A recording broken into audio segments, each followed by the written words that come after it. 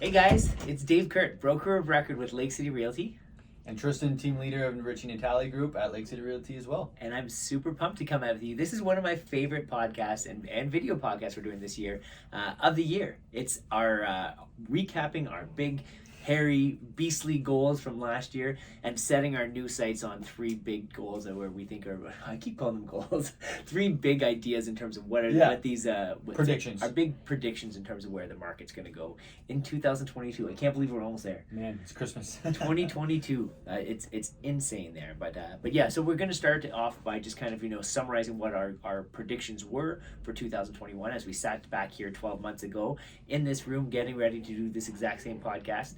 So when I look at my personal predictions last year was going to be Sudbury was going to see this massive increase in prices, and we were going to hit 400,000 was my guess from an average price point.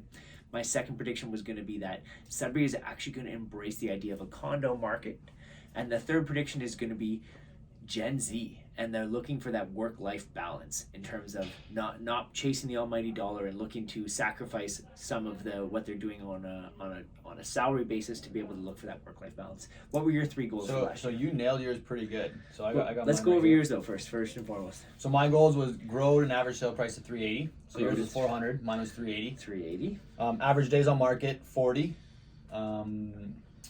So we used to be 65. Were you at 65 before? Yeah. So a lot lower. And just a reminder, days on market is how long a listing, and any listing that sells is actually sells. So if a listing takes a year to sell, then that's going to really skew the stats in that way. And then I thought with the amount of equity in homes, we'd see more, like a lot more listings, people stepping up or selling, cashing out. And we'll see where that goes. Oh, and I said the Los Angeles Lakers to win the playoffs. And well, your favorite LeBron James, right? Like, did not happen. But it was a close call. Like was it them against the Suns in the final?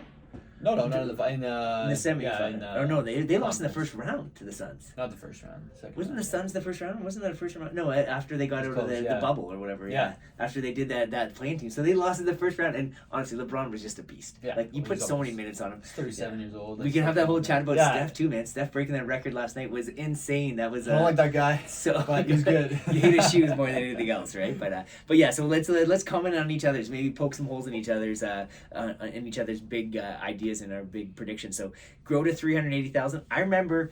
You tell us what the average house price, because we both. So again, I pulled it up a couple days ago. It was the last time, but it's about 407 from the last time. Crazy.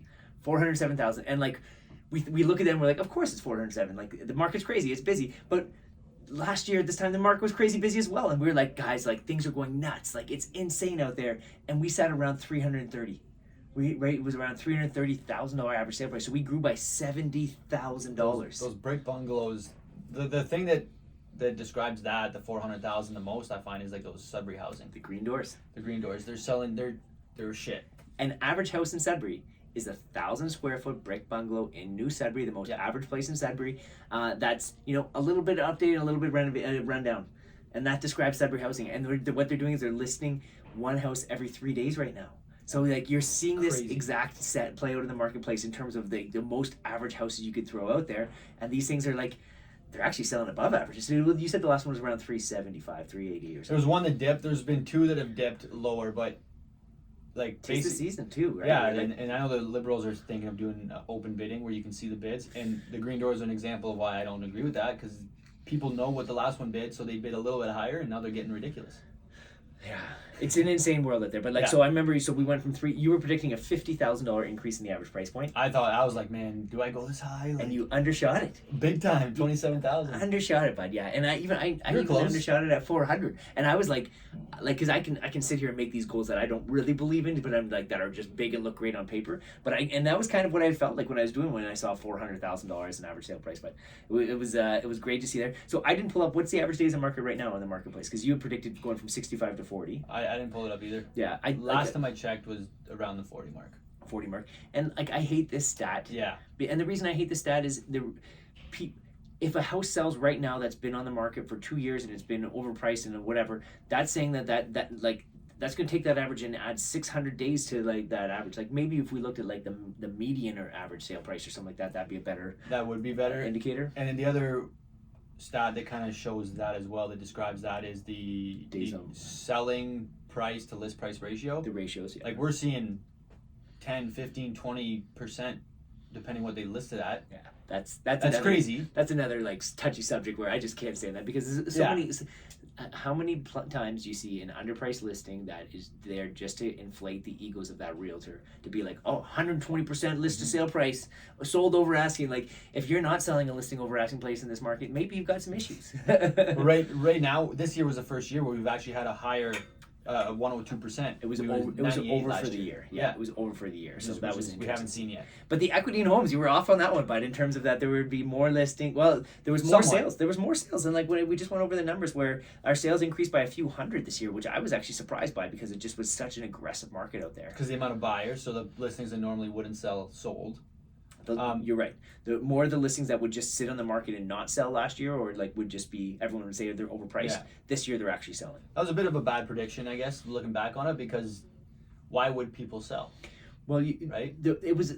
I'm not gonna say it was a terrible prediction, but the reasons that I see it being flawed are: you said people are gonna have more equity in their houses, which is gonna cause them to go buy more houses, and that's a good rational thing when we think about it from that perspective. But what's actually happening in the market? People wouldn't buy their house at the price they sell it for. The price the market will pay for their house, people don't buy it for that price. Yeah. And when people don't buy their house for what it's worth, they're not going to buy the step-up house for 25% more on top of their house. So they're not going to, if their house sells for $800,000 for a dated place in Moonglow, they're not going to spend $1.2 million to get like what version of that they would love to have kind of thing. So even though there's $300,000, $400,000 of equity in that house, it just kind of sits there.